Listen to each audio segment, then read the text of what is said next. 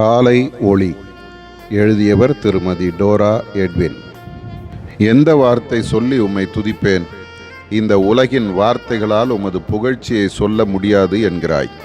மகனே, மகளே, உன் உள்ளம் நன்றியால் நிறைந்திருக்கிறதை காண்கிறேன்.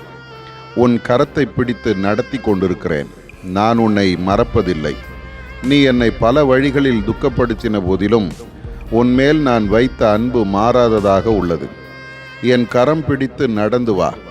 நான் உனக்கு என்று வைத்திருக்கும் குறிப்பிட்ட வேலைகளை உன் முழு மனதுடன் நிறைவேற்று.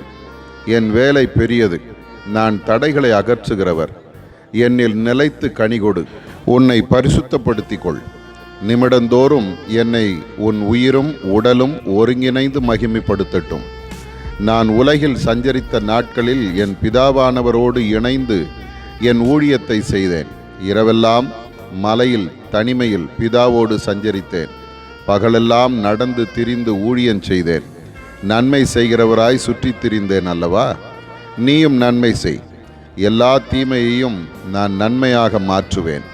உன்னை மகிழ்ச்சியால் இடைகட்டுவேன்.